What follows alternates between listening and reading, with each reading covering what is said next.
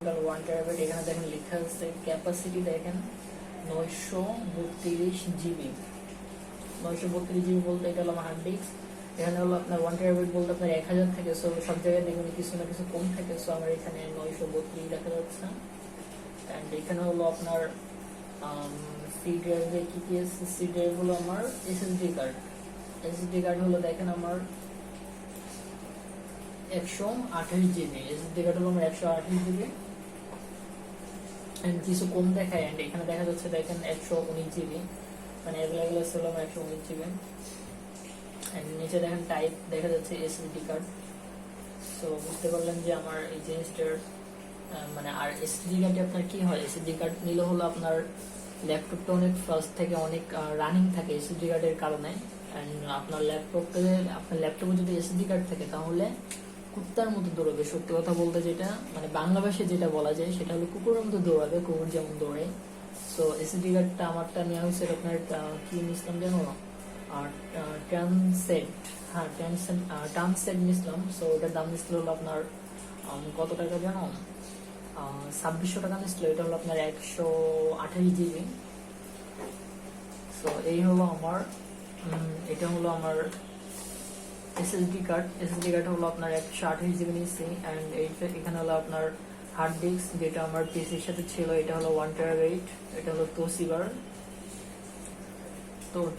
1 terabyte hard disk. And এটা হলো memory হলো আমার 4 জিবি। আমি ফিউচারে চাইলে আমার মেমোরিটা ইনক্লুড করতে পারবো। মেমোরি 4 জিবির জায়গায় দেখা যাবে যে আমি 8 জিবি বা 16 জিবি বা 32 জিবি বা 64 জিবি আমি যেতে চাই সেটা লাগাইতে পারবো আমার ল্যাপটপে, যেহেতু আমার এখানে একটা স্লট আছে। আর এসএসডি কিন্তু এটার সাথে ইনক্লুড ছিল না। আমি আপনাদের আগেও বলছি যে হার্ড ডিস্ক ডিস্ক সি ড্রাইভে যেটা আছে এসডি কার্ড, এখানে দেখেন লেখা আছে এসএসডি, এখানে দেখেন লেখা আছে হার্ড ডিস্ক। এন্ড এটা মেমোরি হলো 4 জিবি আর এটা হলো সিপিইউ হলো আপনার প্রসেসর। সো এই এসএসডি কার্ডটা আমার লাগানো ছিল না, সো আমি এটা ল্যাপটপে যখন নিয়েছি, ল্যাপটপটা নেওয়ার সাথে সাথে আমি এসএসডি কার্ডটা এর সাথে ইনক্লুড করছি। ইনক্লুড করার পরে ল্যাপটপটা আমার তারপরে বানানো হয়েছে ল্যাপটপটা। সো প্রসেস এই প্রসেসটা আমার এগুলো আছে সিপিইউ মেমোরি, কোন ফাইলগুলো কত করে খাচ্ছে জাস্ট এখানে ওইগুলো দিয়ে আছে, মানে কত এমবি করে নিচ্ছে জাস্ট ওইগুলো দিয়ে আসতাম। তারপর একটু দেখাই আমি পারফরমেন্স, তো আপনাদের দেখালে আমি সিপিইউ মেমোরি ডিস্ক। দেন অ্যাপ হিস্টোরিতে যাওয়া যাক। অ্যাপ হিস্টোরি বলতে আমার পিসিতে এখন কি কি অ্যাপস আছে। সো এখানে দেখতেছেন যে 3D viewer, alarm and clock, calculator, camera, then এখানে অনেক কিছু দেখতে পারতেছেন আপনারা আসতাম। এন্ড স্টার্টআপে জাস্ট আমাদের দুইটা জিনিস আছে, একটা হলো আপনার Microsoft OneDrive and Windows security notification, দুটো এনেবল করা আছে। স্ট্যাটাস দেখেন enable and set up impact, এটা হলো নট মেসার। দেন এখানে হলো ইউজার হলো জাস্ট আমি অ্যাকাউন্ট, বিকজ আমার কোনো ইউজার নেই এখন, যেহেতু আমার আর কোনো উইন্ডো নেই জাস্ট আমি জাস্ট একই ইউজ করতেছি এটা, তার জন্য আমার নাম জাস্ট দিয়া। এখানে হলো সার্চ 26, এখানে 26 দিয়ে আছে বলতে আমার এখানে 26টা অ্যাপস ইউজ করতেছি। এন্ড এটা যদি কেটে দিই তারপর আছে ডিটেলস। তো ডিটেলস বলতে আমার পিসির যে সবকিছু অনেক কিছু যে ডিটেলস গুলো আছে সব ডিটেলস এখানে দেওয়া আছে। তো এটার পরে সার্ভিস, দেন সার্ভিস হলো আমার যেই মানে আমি কি কি সার্ভিস পাচ্ছি আমি এই কম্পিউটার থেকে, এন্ড যত ধরনের সার্ভিস আছে সবকিছু এখানে দিয়ে আসছে। তো দেখেন অলমোস্ট অনেক কিছু এখানে।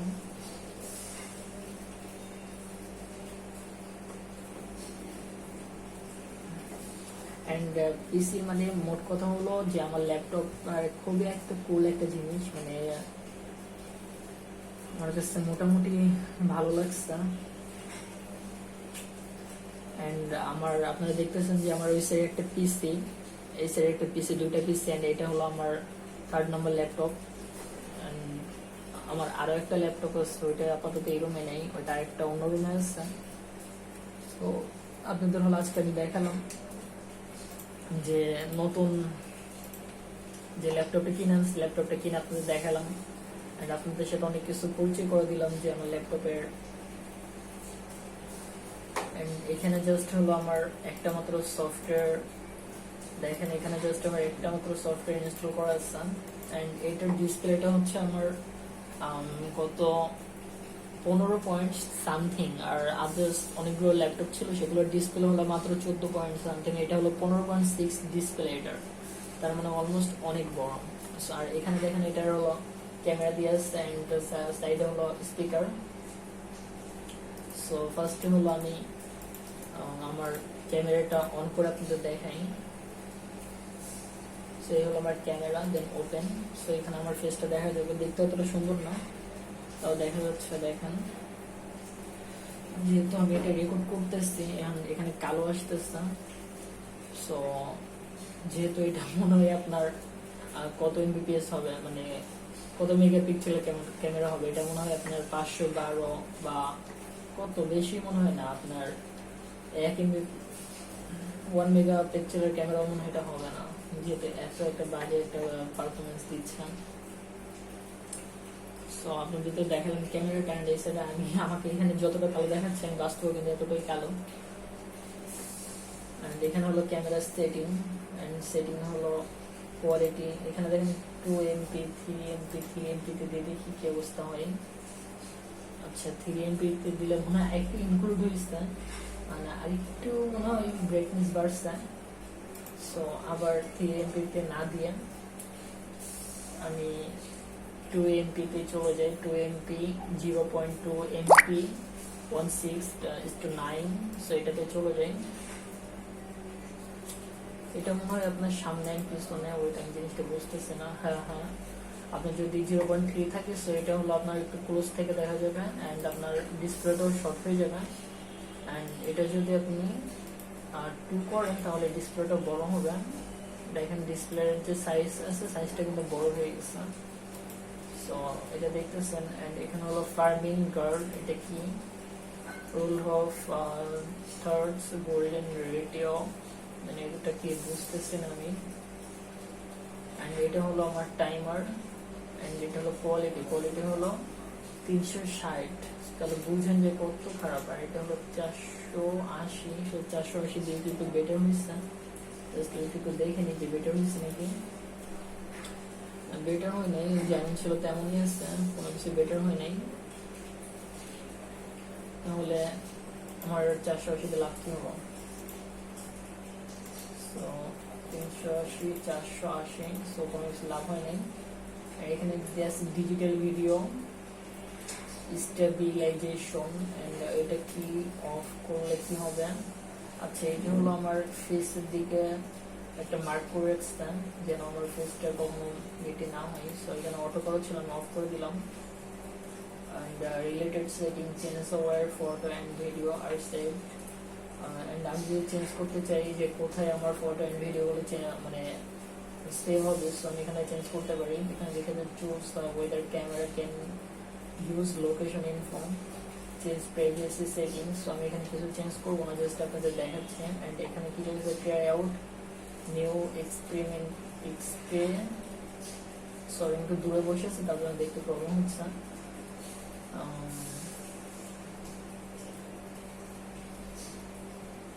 New experimental features, help test features in their primary storage.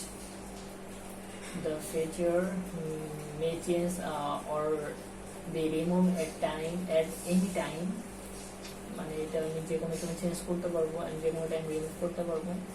And about this app, and এখানে হলো 2019 সালের Microsoft all right remove sorry